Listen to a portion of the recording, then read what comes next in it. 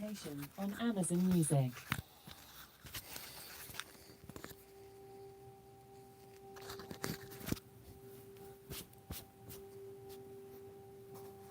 What's up? What's up? What's up? What's up? So check this out. I'm enjoying this so far, especially those that jump on here. Especially the ones that jump on here and try to talk some shit. Especially if it's like I do want more people on here that are pretentious. Like you ain't saying nothing new, bro. This is just some gibberish, bro. But then you drop some names, or you say it's boring. It shows that you're engaging in it. I'm not really into. I'm not even trying to make money off this channel. I make money painting. I sell paintings, so I really don't need to be a content creator. I'm just doing this because I actually read on my free time. I just read stuff, so I might as well just read on the screen and see if I can get some interactions. Inevitably, I want to grow this channel and to get stuff a little mixed up on YouTube. I mean, the stuff that's going viral is garbage. It's just what do you call it? They call it clip farming. Just some ridiculous tabloid, some ridiculous scandal type stuff, and then you just clip it, and no one's actually really creating content anymore. It's like 10 people are creating content, and the rest of the people are just clipping it and sharing it. But let's do part 11. I'm going back to the recursive radicalism of Nick Fuentes. Some people might even think I'm actually clip farming. Alexa, play meditation music. The station, Meditation on Amazon Music.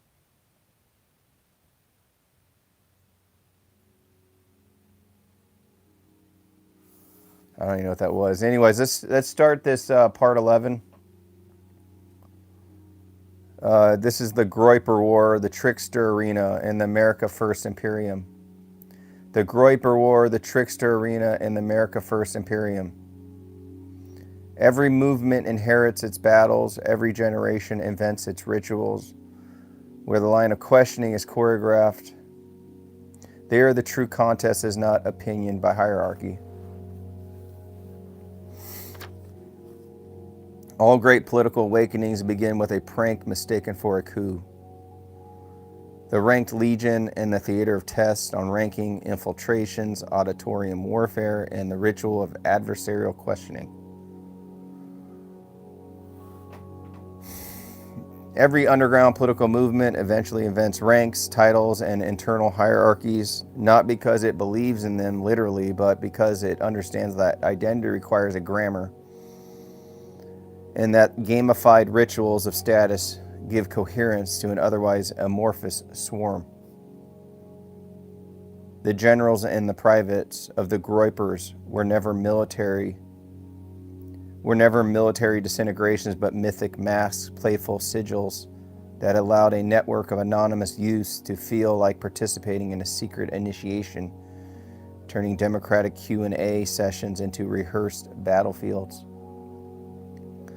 The auditorium became the proving ground where the hierarchy was enacted, a test not of ideology but of composure, timing, and the ability to carry a forbidden question into the open without trembling.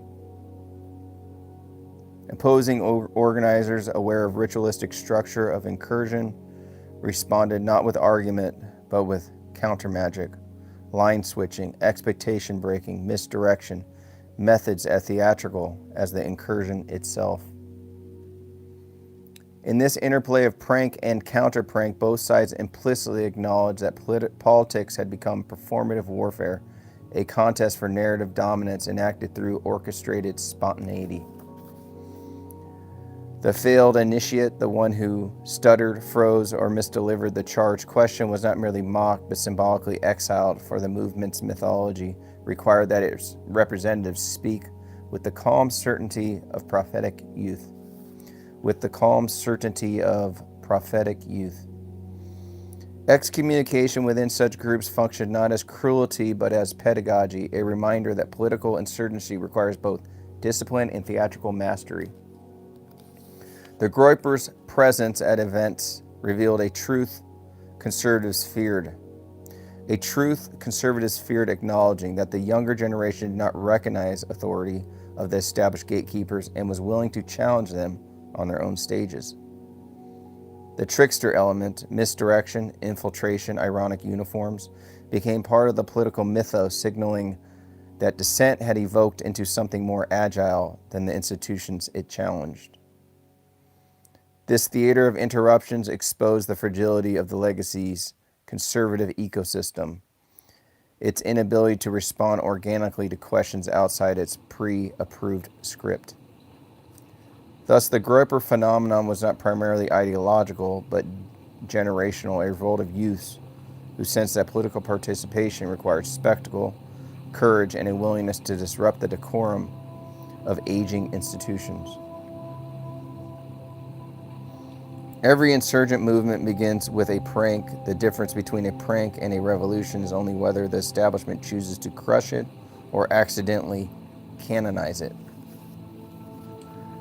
The promise, the appeasement, and the diplomacy of enemies.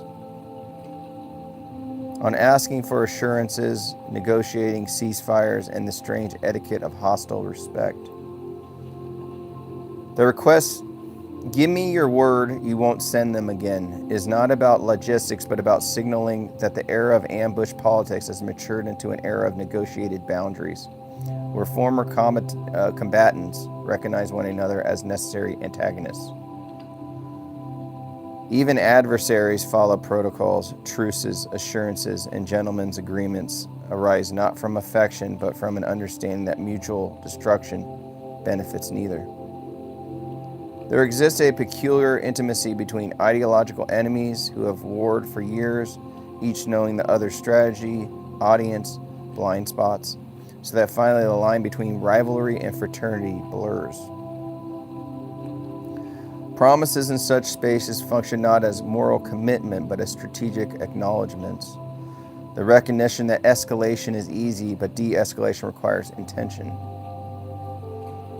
The host who asks for assurance is not seeking protection, he is demanding symbolic recognition of his domain, his event, his authority. In short, his right to stage manage his own narrative.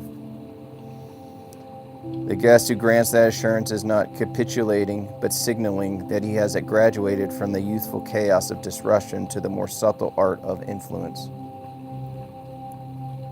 Both men know that Groyper's incursions, however irritating, forge a mythology that neither can fully disavow. Like legendary battles, they remain part of the lore that gives each figure narrative weight. Thus, even cessation of hostilities becomes a chapter in myth-making, a moment where two combatants acknowledge that the war served them both in different ways. They stand now as competitive patriarchs of rival audiences, each aware that the other can wound him rhetorically, yet also aware that public dialogue elevates them both. Truces in ideological warfare reveal a deeper truth. Enemies often understand one another better than allies, for allies are bound by illusions, while adversaries are bound by clarity.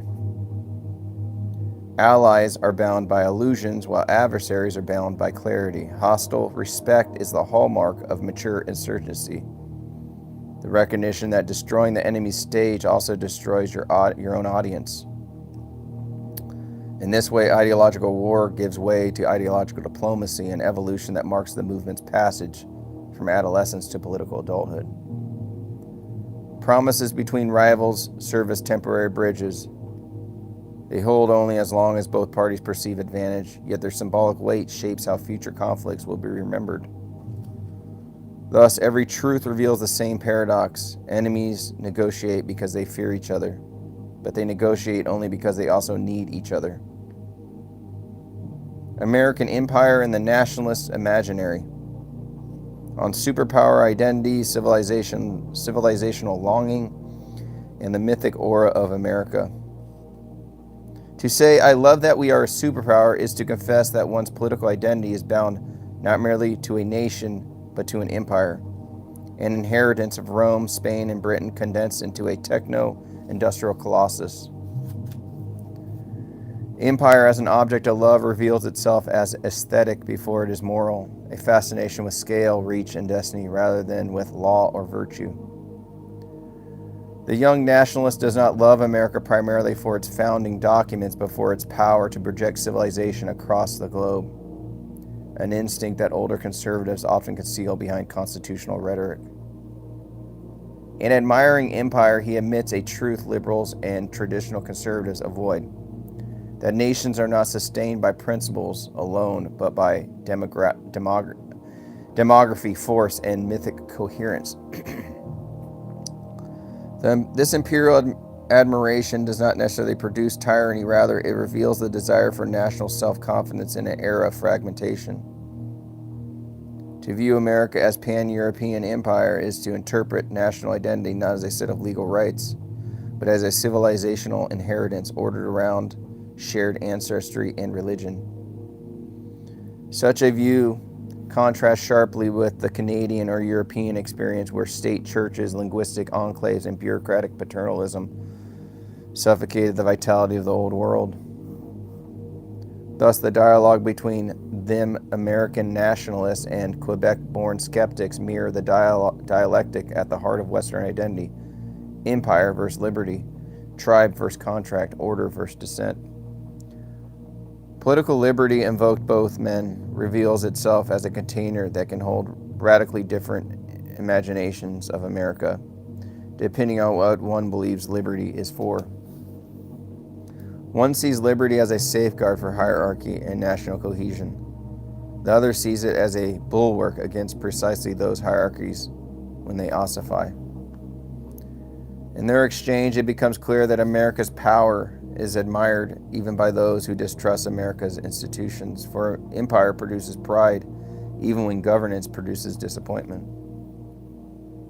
Thus, love of America in the nationalist sense is not sentimental but strategic, a belief in the country's potential to shape the fate of Western civilization. This love is not naive. It acknowledges decline as historical mechanism. Empire rise, stagnate, fragment, and then regenerate through conflict. The nationalist therefore loves America as one loves a warrior, brutal, flawed, glorious, not as one loves a shrine. The counterposition, wary of empire's seductions, insists that liberty must be preserved even against America's own imperial impulses. Between these two visions lies the core of American argument, whether the nation should be a light unto the world or a fortress protecting its inheritance. Reaction, liberty, and the calibration of order on reactionary tendencies, moderated authoritarianism, libertarian excess, and post-liberal drift.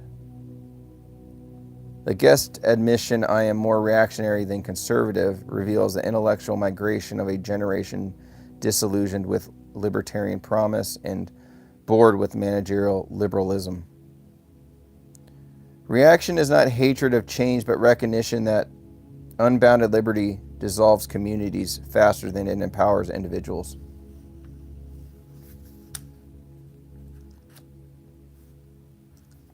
There's no liberty without justice. I suppose they both define each other, but if we want to understand, they're both kind of vented around each other. I could care for either liberty or justice. I think I care more for the spontaneous accident, the revelation, the prophecy. It's a creative activity. Sometimes when we focus so much on liberty and justice and law, all we're doing is just rearranging fossils, rearranging old sentences. No, I think we need to, there's nothing wrong with historically arranging old sentences, but they hit ceilings, they create boundaries, and there's ways of inventing a new framework, just like this, reading these statements over and over again, seeing how they sit with people. His rejection of accusation that he is a fascist or totalitarian underscores a truth outsiders cannot grasp. Reactionary thought in America today is defined less by authoritarian ambition than by exhaustion with libertarian naivety. He insists on a calibrated order, limits on degeneracy, restoration of norms, protection of cultural continuity, rather than a police state. The libertarian host paradoxically agrees on some of these limits, revealing that every defender of maximal freedom acknowledges the need for boundaries when hyper-individualism becomes socially corrosive. They converge in these they converge in their critique of the OnlyFans libertarianism, where freedom becomes indistinguishable from self-destruction and the market becomes an alibi for moral abdiction. Here the two glimpse the shared intuition that the state must sometimes enforce guardrails where culture alone can no longer restrain appetite.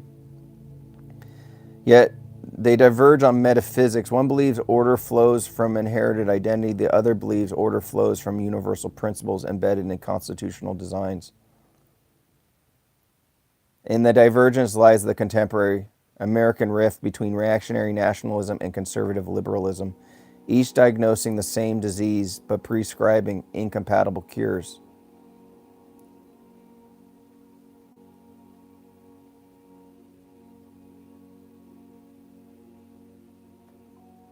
It's the lack of justice that stifles creativity. Elements go rogue, self-serving reigns. I get what you're saying. If you're young, that should make sense. I think as you age, the thing is with justice, justice is just revenge. But then also there's so much ridiculousness when there's just so many people who just want to have opinions and then shame the other person for having a different opinion. So there's something interesting in I guess in that word, self-serving. If everybody is self-serving rather than trying to propose an idea and then working together to bring forth something new. I mean, this sounds hopeful and utopian, but it's a little less than that. I just don't care for the word justice. It just sounds like there's somebody who's trying to seek revenge on somebody. I think I care more for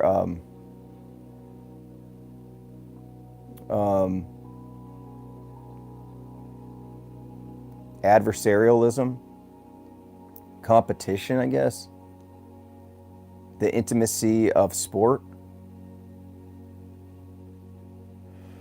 Anyways, but I do understand what you're saying. Political liberty becomes the discursive ground where they negotiate those differences. An ideal both cherish but interpret through different civilizational logics. The nationalist sees liberty as a privilege granted to a coherent people. The libertarian sees liberty as a natural right granted to individuals regardless of tribe.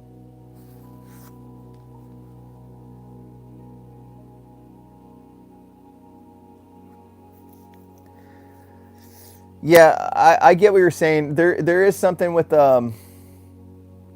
Leo Strauss, right? The conservative thinker. You could Google him, or maybe you already know him. I think maybe what I'm trying to put on this channel is it's probably just an advanced class. I get the order of normal people need perimeters. They need order. I think I'm at my moment in my life where I'm trying to invent new orders. It's more artistic for me at this point. It's more inventive. There's more of an improvisation. Sure, you can even go even further. You can even talk about the ancient Greeks or the ancient Chinese. You can go into Confucianism. It's all Aristotle. I'm more of a Platonist. If you want to get into Aristotle and try to framework everything into categories. That's fine. It does create order and understanding. It creates a language. It creates textbooks. I get it. Their dialogue illuminates the future of the American right, a struggle not between freedom and authoritarianism, but between competing visions of what liberty is for. It is in this space between empire and republic, identity and contract, hierarchy and individualism that the next ideological synthesis must emerge. Thus, their conversation becomes a microcosm of the American civilization's debate. The civilizational debate itself compressed into 2 chairs and a camera.